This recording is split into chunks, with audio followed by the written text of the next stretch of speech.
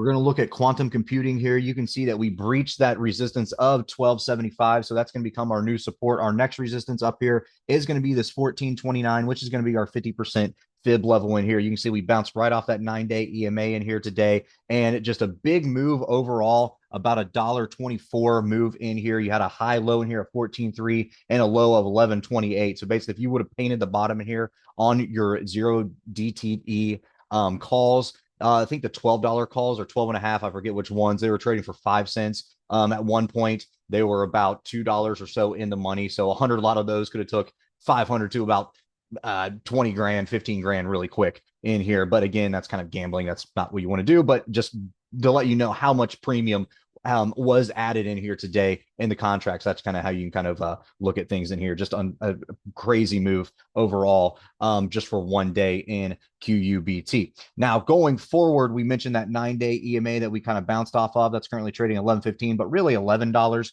The 61.8 fib level, that is going to be an area of support for us. Anything below that, we're looking down here at the 932, and that's where that gap is that we have to fill here on the daily. And it's also going to be on the weekly chart too when we zoom out here in just a second. But you can see all in all, after this gap up here that came last week, just a nice consolidation in here all in all. And it looks like we could be kind of primed in here to kind of consolidate a little bit more up here. I don't think a pullback is going to happen anytime soon, anything drastic that is, but obviously it's going to be kind of news and hype based in here. You can see decent volume in here. I've got extremely decent volume, I guess, on the daily chart in here with your RSI super overbought. So a pretty good size move in here. And obviously, as we just mentioned before, the options kind of went through the roof in here today, especially on those 0-day to expiration. You can see that nice pump we had on that first move in here, then that pullback. Obviously, everybody's trying to revert it back to the mean. Kind of bounced right off of our aftermarket highs in here that we had, and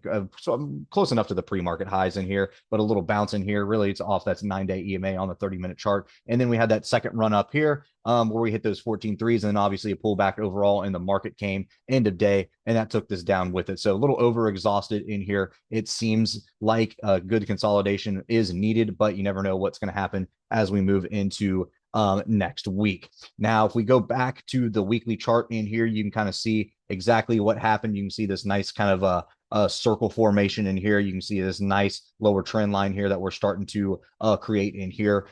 So all in all, this 9-day EMA is going to be trading at that 9.6 area. Our 200 SMA is still all the way down here, right around the 309. So we do need these to get closer to each other. RSI is a little bit overbought on some decent volume in here. So we need a little consolidation, a little pullback basically overall to kind of revert this back to the mean and then find a better entry. You don't want to be buying things up here unless the hype and the net flows and everything is telling you to. So really, just a big move in here overall on the day. If you go to the implied volatility in here, obviously it shrank. Your IV rank is at 19. You have right around a $2 expected move by next week following Friday. $3 expected move go all the way out to June, right around a $4 expected move in here. So just options are kind of just through the roof as far as volume now. So when you do get those big moves, those premiums kind of jack up just super quick.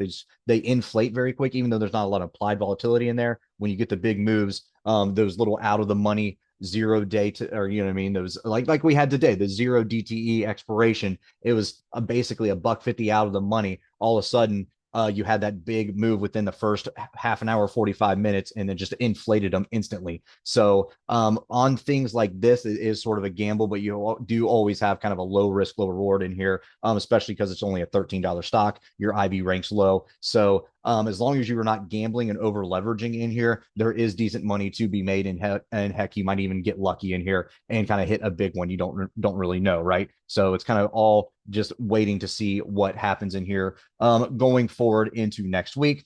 Again, just to kind of reiterate, we're looking up here right around that 1275 for a pullback. If we do get one, resistance is going to be up here at that 1429 level. If we pull back any further here, the 9-day EMA on the weekly could be something, but really we kind of like this 930 down here, which is going to be a gap fill confirmation for us here on that daily chart. So again, we'll see what happens in here on QUBT, but all in all, congrats to everybody who made money in here over the past week or so, especially today, just kind of shooting those lottos out. And then we'll see what happens here as we work our way next week.